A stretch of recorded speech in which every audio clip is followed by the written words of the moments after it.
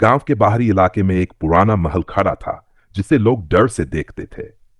गांव में कई कहानियां फैल गई थीं कि उस महल में एक पिशाचिनी का वास था जो रात के अंधेरे में लोगों को अपना शिकार बनाती थी। लोग कहते थे कि यह पिशाचिनी एमर साल पहले उस महल में एक निर्दोष लड़की के रूप में रहती थी, लेकिन एक दिन कुछ अजनबियों ने उसे मार डाला और उसकी आत्मा को बुरी तरह शापित कर दिया। गांव में कोई भी उस महल के पास जाने की हिम्मत नहीं करता था, लेकिन अबर साल बाद एक लड़की जिसका नाम नेहा था ने महल के पास जाने का निर्णय लिया। नेहा एक साहसी और उत्साही लड़की थी जो डर से ज्यादा अपनी जिज्ञासा को महत्व देती थी। एक रात उसने अपनी दोस्तों के साथ मिलकर महल की ओर रुख किया। जब वे महल में पहुंचे तो अजीब सी ठंडी हवाएं चलने लगीं। एक गहरी आवाज सुनाई दी, तुम आ गए हो, अब तुम मेरी आत्मा को शांति नहीं दे सकते। नेहा और उसकी दोस्तों ने सोचा कि यह कोई मजाक होगा, लेकिन अचानक महल के अंदर से अजीब सी डरावनी आहटें आने लगीं। नेहा ने देखा कि महल के कोने से एक काले वस्त्र में लिपटी हुई महिला आकृति बाहर आ रही थी। उसकी आंखें खून से लाल थीं और उसके हाथों से खून टपक रहा था। पिशाचिनी नेहा के पास आई और बोली, तुम्हें अब मेरी शक्ति का सामना करना होगा जो अमित साल से सोई हुई थी। नेहा ने डर को काबू में रखते हुए उस पिशाचिनी से कहा, तुम्हें शांति चाहिए तो हमें अपना प्रायश्चित करना होगा, हमें तुम्हारी आत्मा को शांति देनी होगी। पिशाचिनी ने कुछ देर तक नेहा को घूरा और फिर उसकी आंखों में एक दर्दनाक चमक आ गई। तुम सही कहती हो, उसने धीमी आवाज में कहा, लेकिन अब तुम्हारा वक्त आ चुका है। तभी एक जबरदस्त आंधी चली और पिशाचिनी की आत्मा महल के भीतर से बाहर उड़ गई। अगले दिन महल फिर से शांत था और नेहा और उसकी दोस्त वहीं से भाग खड़ी हुई। उसके बाद से वह महल पूरी तरह से शांत हो गया और लोगों ने फिर से वहां जाने का साहस पाया। हालांकि कुछ लोग कहते हैं कि रात को जब चांद निकलता है, महल में एक धुंधली आकृति नजर आती है जो अब भी अपनी आत्मा की शांति की तलाश में है। क्या पिशाचिनी की आत्मा कभी शांति पा सकी? यह सवाल अब भी गांव वासियों के दिलों में है। फिर से शांति छा गई थी, लेकिन कुछ महीनों बाद कुछ अजीब घटनाएं घटने लगीं। गांव वाले रात को अपने घरों से बाहर नहीं निकलते थे क्योंकि उन्हें सुनाई देती थी अजीब आवाजें और हवा में किसी के चीखने की आवाजें। कुछ लोग तो कहते थे कि कभी कभी महल के खंडहरों से जलती हुई आंखों का नजारा भी दिखता था। नेहा, जो अब तक इस घटना को भुलाने की कोशिश कर रही थी, एक रात अचानक अपने दोस्तों के साथ महल के पास लौट आई। उसका मन में एक सवाल था, क्या पिशाचिनी की आत्मा सच में शांत हो गई थी या कुछ और था जो लोग नहीं समझ पा रहे थे। जैसे ही वे महल के करीब पहुंचे, एक भारी सन्नाटा छा गया। नेहा ने जैसे ही महल की ओर कदम बढ़ाया, उसे अचानक सिर से पैर तक एक ठंडी शांति का एहसास हुआ। उसकी आंखों के सामने वह काली आकृति फिर से उभरी। ये कोई और नहीं बल्कि वही पिशाचिनी थी। तुम फिर यहां क्यों आई हो? पिशाचिनी की आवाज गहरी और गूंजती हुई थी। नेहा ने डर को नियंत्रित करते हुए कहा, मैं सिर्फ यह जानना चाहती थी कि क्या तुम सच में शांति में हो या कुछ और काला राज है जो अभी तक सामने नहीं आया। पिशाचिनी हंसी और उसकी हंसी में वह दर्द था जो कई सालों से दबा हुआ था।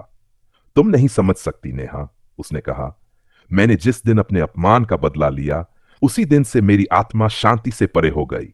मेरी मृत्यु ने मुझे सजा नहीं दी, बल्कि मुझे और अधिक शक्तिशाली बना दिया। नेहा चौंकी, तो क्या तुम फिर से लोगों को नुकसान पहुंचाने वाली हो? पिशाचिनी ने सिर झुकाया और फिर अपनी आंखें ऊपर उठाई। नहीं, उसने धीरे से कहा, अब मुझे सिर्फ एक चीज चाहिए। मुझे वह शांति चाहिए जिसे मैं कभी नहीं पा सकी। मैं तुम्हारी मदद चाहती हूं। नेहा को अब समझ में आ गया था कि पिशाचिनी अपनी शक्ति को लेकर परेशान थी, लेकिन यह उससे कहीं अधिक था। उसकी आत्मा को सच्ची शांति की तलाश थी और वह सिर्फ किसी के साथ अपनी पीड़ा साझा करना चाहती थी। नेहा ने अपनी पूरी ताकत लगाई और पिशाचिनी से कहा, अगर तुम सच में शांति चाहती हो तो मुझे तुम्हारे साथ एक अंतिम प्रयास करना होगा। हमें उस शाप को खत्म करना होगा जो तुम्हें तब मिला था। कुछ देर तक चुप्पी छाई रही। फिर पिशाचिनी ने धीरे से कहा, मैं तैयार हूं। नेहा ने एक तंत्र मंत्र के जरिए जो उसने किताबों से सीखा था, पिशाचिनी की आत्मा को शांति देने की कोशिश की। मंत्र का असर हुआ और महल में एक तेज रोशनी भर गई। जब रोशनी खत्म हुई तो पिशाचिनी का रूप अब शांत और सौम्य हो गया था। उसकी आंखों से आंसू बह रहे थे और उसके चेहरे पर एक सुकून था। धन्यवाद नेहा, पिशाचिनी ने कहा, अब मैं शांति से जा सकती हूं। इसके बाद पिशाचिनी की आत्मा महल से निकलकर आसमान में विलीन हो गई। महल अब पूरी तरह से शांत हो गया था। गांव वालों को कभी यह नहीं पता चला कि उस रात के बाद महल क्यों शांत हो गया, लेकिन नेहा और उसकी दोस्तों ने अपनी जिंदगी में एक नया अध्याय शुरू किया। हालांकि जब भी चांद की रोशनी महल पर पड़ती, लोग कहते थे कि उस पर एक हल्की सी रोशनी आ जाती थी, जैसे पिशाचिनी की आत्मा शांति में आराम कर रही हो। लेकिन क्या सच में पिशाचिनी की आत्मा को शांति मिली थी? यह सवाल आज भी गांव में अनुत्तरित है। बीतता गया और गांव में फिर से एक सामान्य माहौल लौट आया। महल अब पूरी तरह से वीरान था और कोई भी वहां जाने की हिम्मत नहीं करता था। लोग अपने रोजमर्रा के कामों में व्यस्त हो गए थे, लेकिन नेहा को वह घटना कभी नहीं भूल पाई।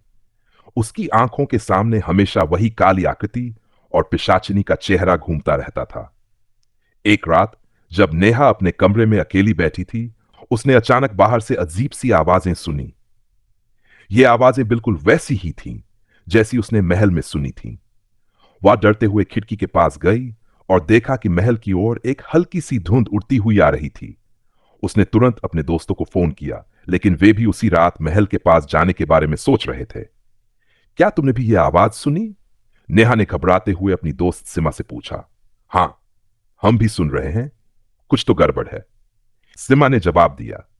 नेहा और उसकी दोस्त सिमा एक बार फिर महल की ओर बढ़े, लेकिन इस बार उनका दिल डर से करा था। जैसे ही वे महल के पास पहुंचे, एक ठंडी हवा ने उनका स्वागत किया और महल की दीवारों से एक अजीब सी गहरी आवाज आई, जैसे कोई कराह रहा हो। यह क्या हो रहा है? नेहा ने सिमा से पूछा। सिमा ने घबराते हुए कहा, क्या यह फिर से पिशाचिनी है? क्या वह वापस आ गई है? नेहा को अब यकीन हो चुका था कि यह कोई सामान्य घटना नहीं थी। उसे महसूस हुआ कि पिशाचिनी की आत्मा अब तक पूरी तरह से शांत नहीं हो पाई थी। उसे कुछ और करने की जरूरत थी। महल के भीतर जाते ही उन्हें वह काली आकृति फिर से दिखाई दी। इस बार पिशाचिनी का रूप पहले से कहीं ज्यादा डरावना था। उसकी आंखों में एक गहरी नाराजगी थी और वह नेहा और सिमा की तरफ बढ़ी। तुमने मेरी मदद की थी, लेकिन तुम नहीं जानते कि मेरी आत्मा को शांति पाने में अब भी एक आखिरी बाधा है, पिशाचिनी ने कहा। मैं सिर्फ बदला लेना चाहती थी, लेकिन मुझे अब वह बदला रूहानी शांति में बदलने की आवश्यकता है। नेहा ने डरते हुए पिशाचिनी से पूछा, क्या तुम्हें अब भी लगता है कि बदला ही तुम्हारा उद्देश्य था? पिशाचिनी की आंखें गहरी हो गई। नहीं नेहा, मुझे अब यह एहसास हो गया है कि असली शांति बदले में नहीं, बल्कि खुद को स्वीकारने में है। नेहा ने उसकी बातों को समझा और उसे दिलासा देते हुए कहा, तुम्हें खुद को माफ करना होगा, तभी तुम पूरी तरह शांति पा सकोगी। कुछ देर तक महल में गहरी सन्नाटा छा गया। फिर पिशाचिनी ने धीरे से कहा, तुम सही कहती हो, मुझे अपने पापों को स्वीकारने की आवश्यकता है। नेहा और सिमा ने एक अंतिम तंत्र मंत्र किया और पिशाचिनी की आत्मा को पूरी तरह से शांति देने का प्रयास किया।